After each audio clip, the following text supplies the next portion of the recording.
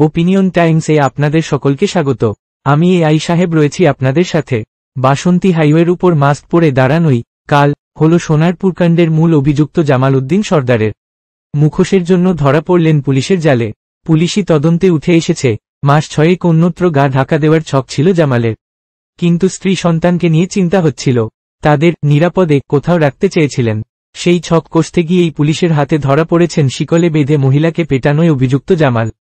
3 দিন নিখোঁজ থাকার পর শুক্রবার বাসন্তী হাইওয়ে থেকে সোনারপুরের দিকে যাওয়ার রাস্তা থেকে গ্রেফতার হন জামাল।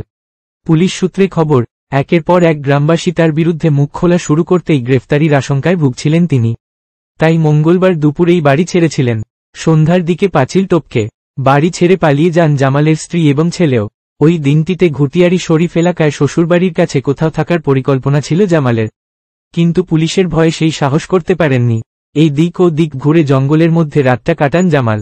দিনের আলো ফুটতেই মাস্ক মুখে দিয়ে ঘুটিয়ারি স্টেশন থেকে ট্রেন ধরে সোনারপুরের উপর দিয়েই বিধাননগর স্টেশনে নামেন। এক পরিচিতের কাছে যান তিনি, বুধবার সেখানেই কাটান। এর মধ্যে সংবাদ মাধ্যমে তাকে নিয়ে একের পর এক খবর সম্প্রচার হতে দেখে একবার আত্মসমর্পণের কথাও ভেবেছিলেন তিনি।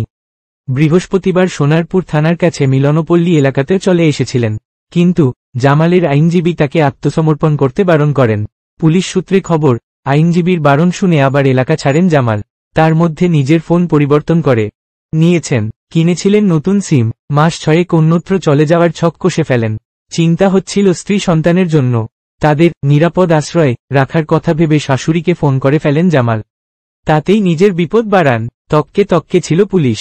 জিজ্ঞাসাবাদের জন্য জামালের এক শ্যালককে সোনারপুর থানায় তুলে আনে তারা। এরপর আর কাউকেই সাহস করে ফোন করতে পারছিলেন না সোনারপুরের দামাল জামাল। বৃহস্পতিবার তিনি রাত কাটান ডানকুনি এলাকায় এক পরিচিতের বাড়িতে। শুক্রবার স্ত্রী সন্তানকে একটি জায়গায় রেখে নিজেও আত্মগোপনের চেষ্টায় ছিলেন, যদিও শেষ রক্ষা হয়নি। শুক্রবার সন্ধ্যা 7টা নাগাদ পুলিশের হাতে ধরা পড়ে যান জামাল।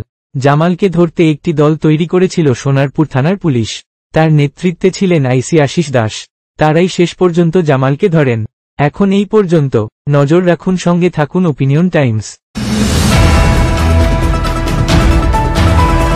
ওপিনিয়ন টাইমসে আপনাদের সকলকে স্বাগত।